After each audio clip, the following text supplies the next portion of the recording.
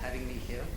Basically, every single piece of technology which is needed to put together an entire enterprise solution, which is actually about 5 to 6 different industries. We have the BI industry, we have the GRC industry, we have the OLAP and analytics industry, the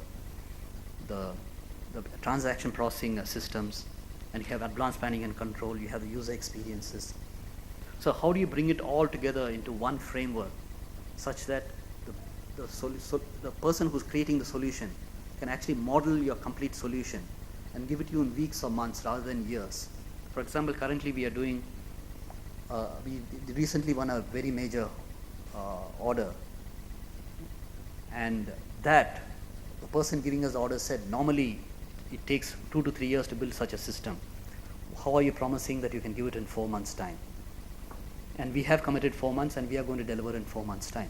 That's because of this entire framework and the components and the ability for us to actually model and create this whole system with very few people and with far greater accuracy, with very few errors. Because if you have 5,000 people building a system, even if you have a person introducing one single bug a day, by the time you stabilize the product, even if you finish it, it's another year.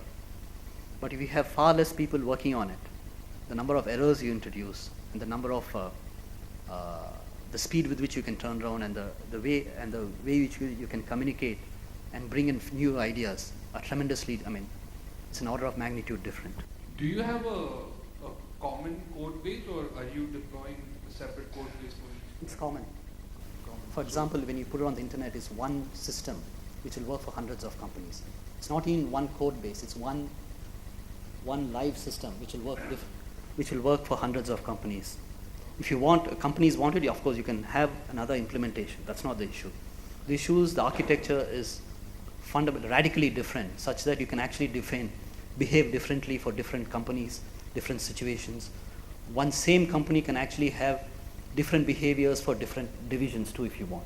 Excuse me, I have a question. It's a little bit technical actually. Sure. The latest trend is in-memory technology. Yeah. All that is abstracted into this. You don't even have to worry about it. The system will automatically take care of it. But if you went with normal systems, you need lots of programmers to worry about in-memory and all those things.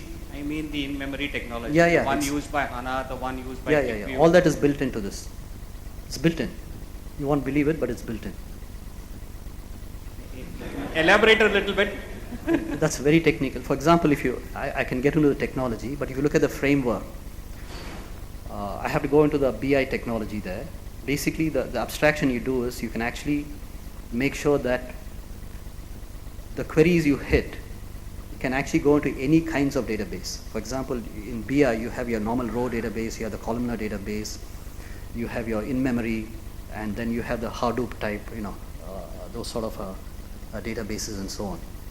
So the basic thing is when you're actually architecting and doing the ETL structure, you're looking at what are the decisions you're making in real time, what are the decisions you're going to be making in terms of data over a week, month, and year, and so on, and how are these data going to age.